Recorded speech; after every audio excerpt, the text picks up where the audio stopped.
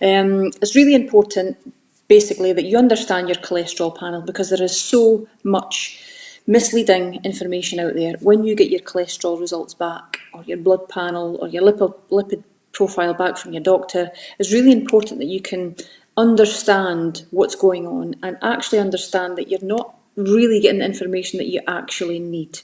And I'm going to talk you through why it is vital that you know the stuff, that you hear the stuff, and you get really, really curious and you put time into doing your own research. Not just if you've got elevated cholesterol at the moment, not just if heart disease runs in your family, but everybody should be curious about this subject.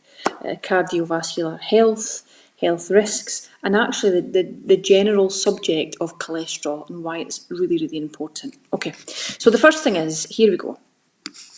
Now, a lot of people think that HDL and LDL, for example, is cholesterol. It's actually the little protein boats, and they carry cholesterol, they carry fats. Fats don't work well, if you like, in fluid or liquid, and so it's very, very hard for your body to make use of them without them being carried, without the bloods or the fats being carried in little protein boats that takes them around. And that essentially is what HDL and LDL is: high density lipoprotein, not fat. So they carry the fat around the body. So it starts as a chylomicron. So as soon as you eat, it comes into the body as a chylomicron, and then it's the same, let's call it molecule, the same fat molecule, if you like, becomes VLDL, and then IDL, intermediate density lipoprotein. So VLDL is very low density lipoprotein, intermediate density lipoprotein, low density lipoprotein, and then HDL at the top, high density lipoprotein. But just know at this point that it is the same molecule. It's just going round the body. The body is using some of the fats, and so that the molecule, if you like, gets smaller. Okay? So what we are going to cover now, these slides are taken from Dr. Paul Mason's presentation, which I'm going to show to you just in a second, and it's going to set the tone for this, but I want you just to get this first. So the only thing that we're going to discuss really is from VLDL, very low density lipoprotein, to intermediate density lipoprotein and low density lipoprotein. There's a lot of uncertainties and myths, perhaps, about what LDL actually, about what cholesterol is really, but LDL in particular, because people think it's the bad cholesterol.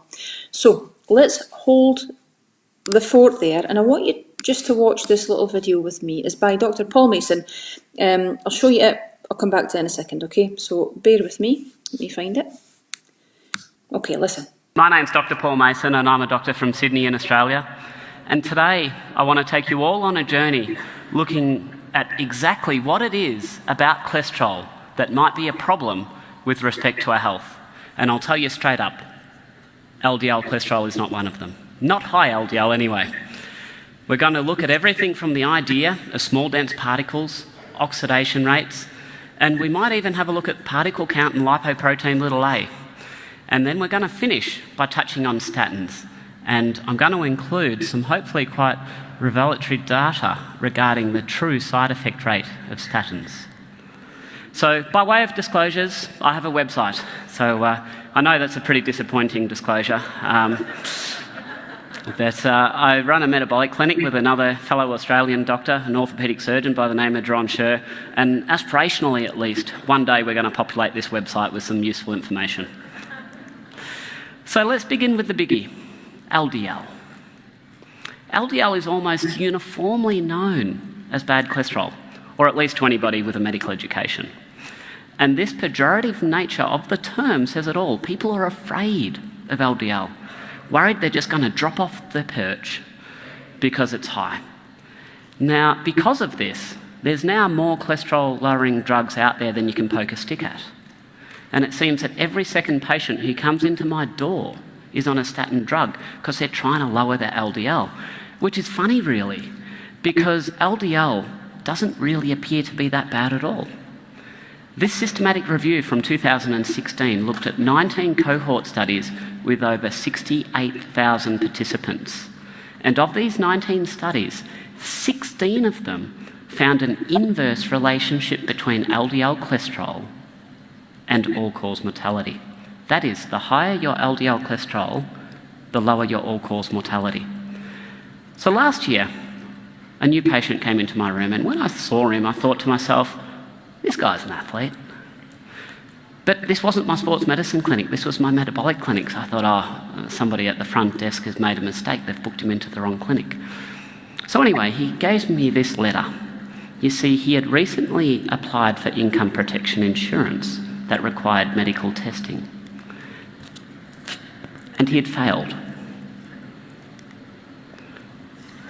So this is him. This photo was taken a few days after he received the letter. He's 48 years old, a regular exerciser, and he also happened to be on a high-fat ketogenic diet. This is what's called a DEXA scan. This is his DEXA scan showing his body composition. The blue areas represent lean tissue, and the red areas represent fat.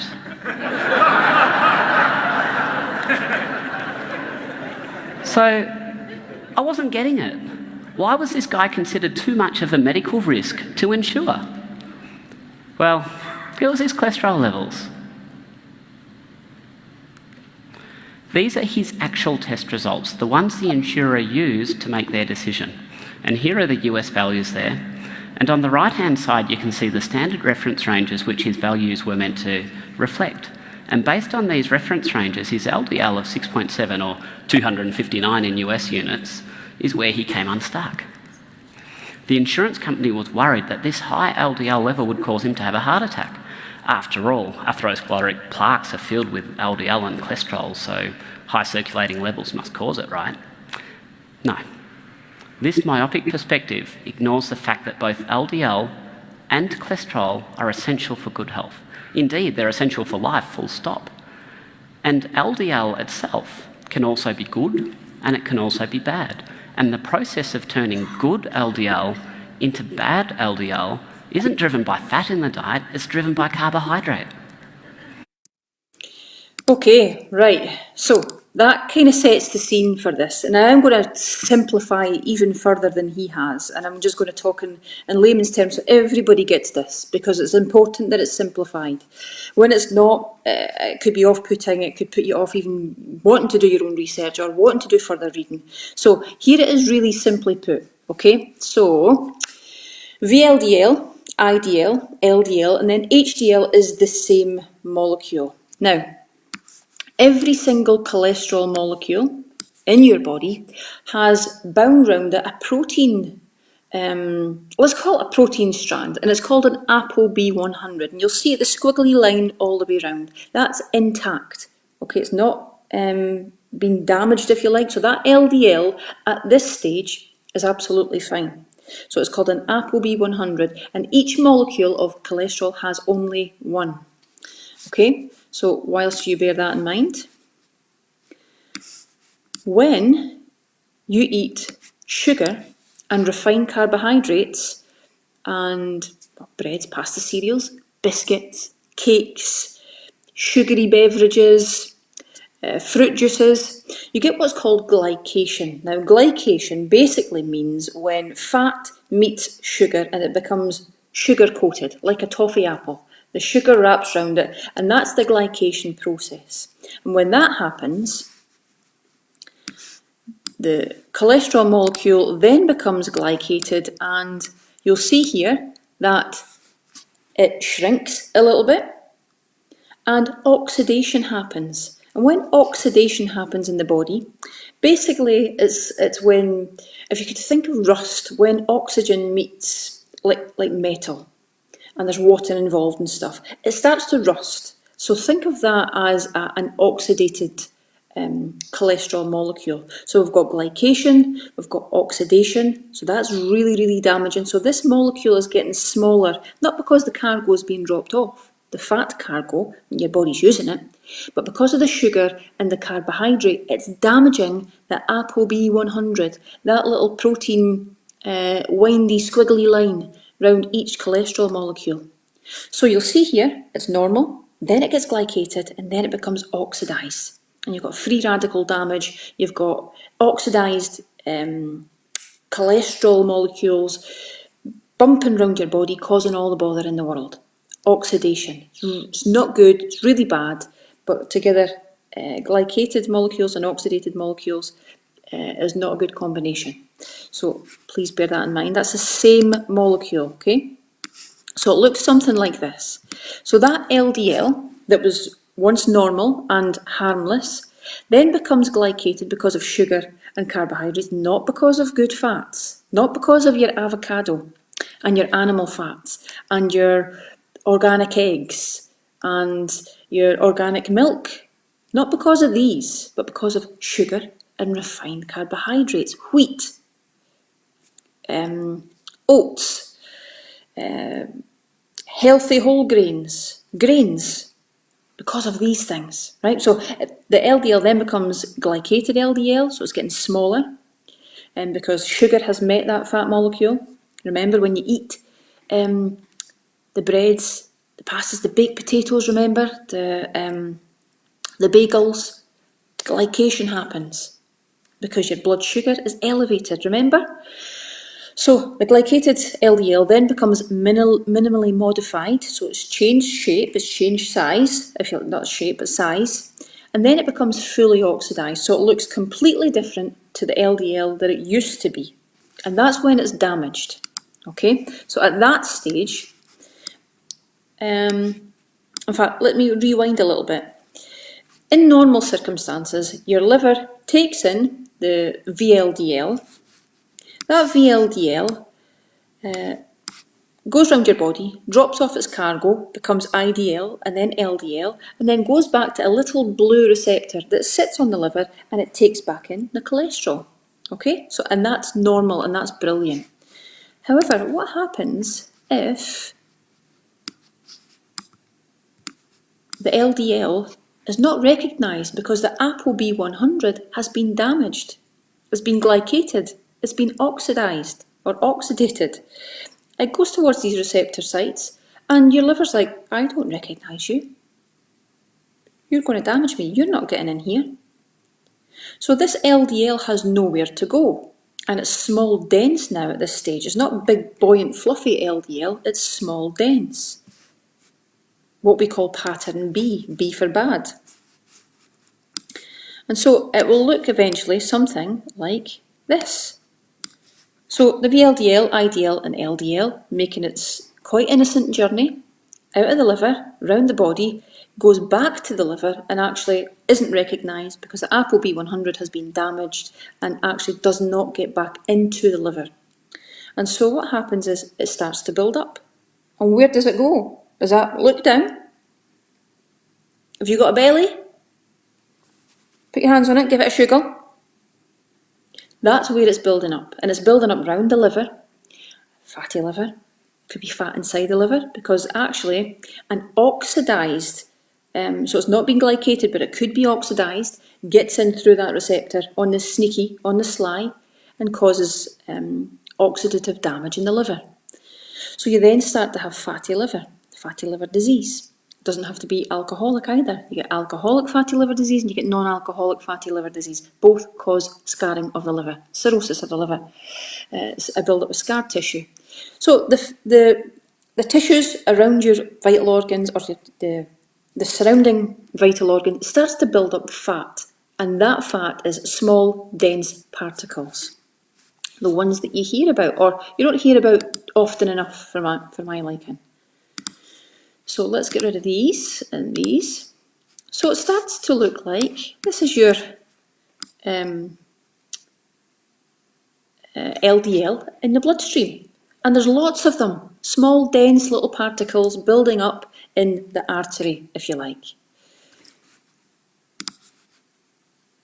What then starts to happen is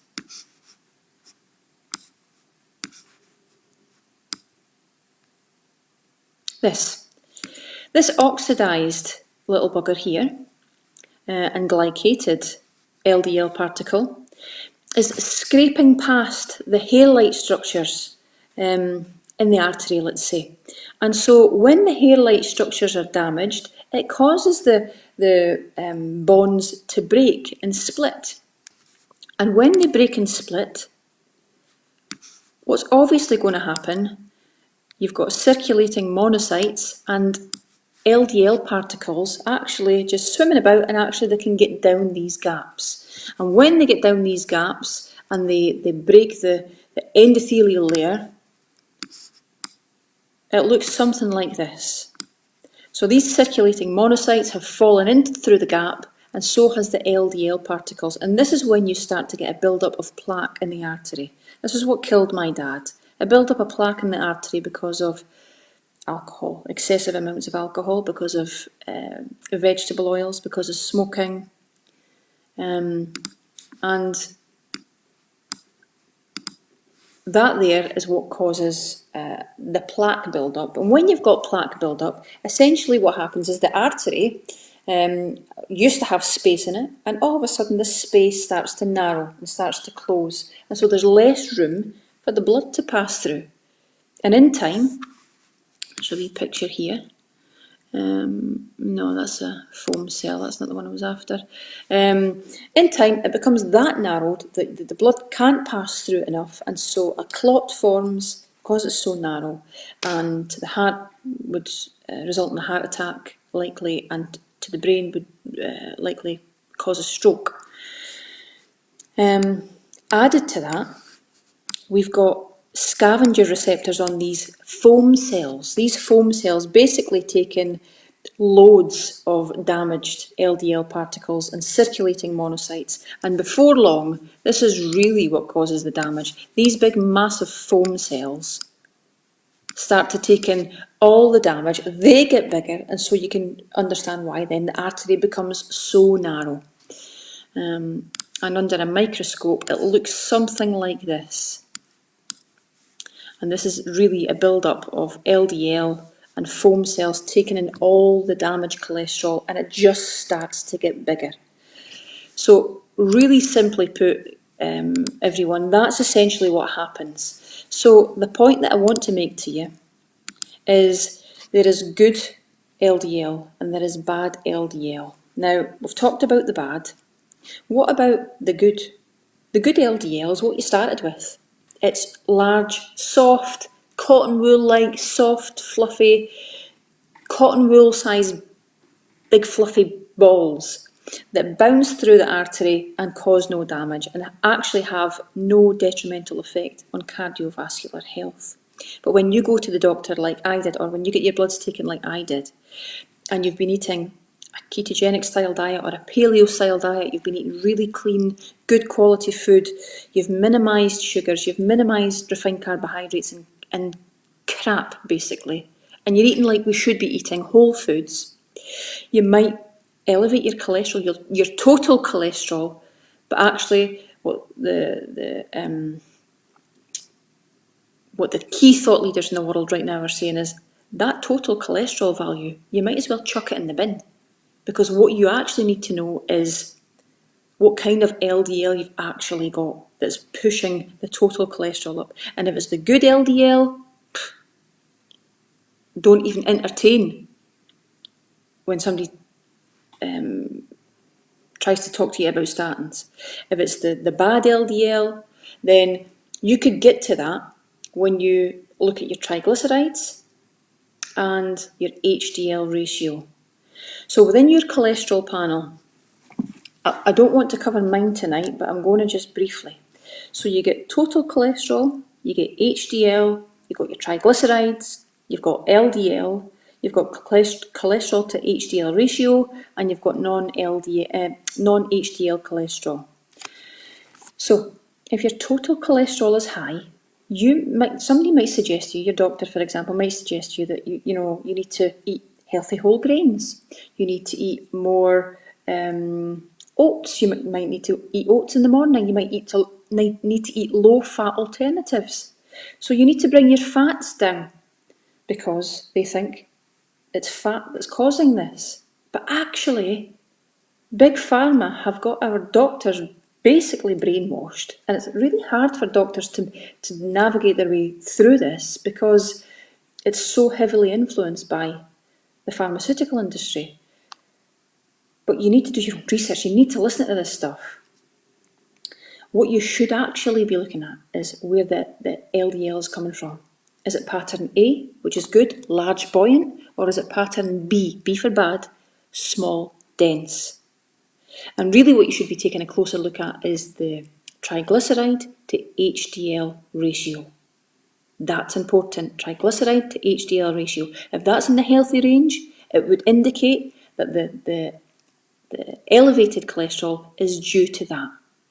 If that's not in a healthy range, it would indicate that you actually need to take a closer look at your results, at your diet, what you're eating, and talk with someone like me, like the doctor, and really get to the bottom of your results. Because in a lot of cases, if I looked at my cholesterol results, like the gentleman that went for his insurance and got knocked back because his total cholesterol was too high, it's outdated, it's based on a calculation, it's completely skewed.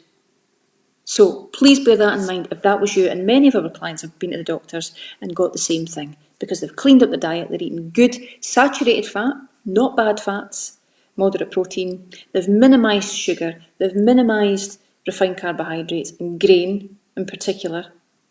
Their blood sugar drops, they can lose all of this body fat, they've cleaned up their act, they've probably got rid of their type 2 diabetes, but yet the total cholesterol, the doctor would say, we need to look at your fats and what you're eating. You need to minimise your fat.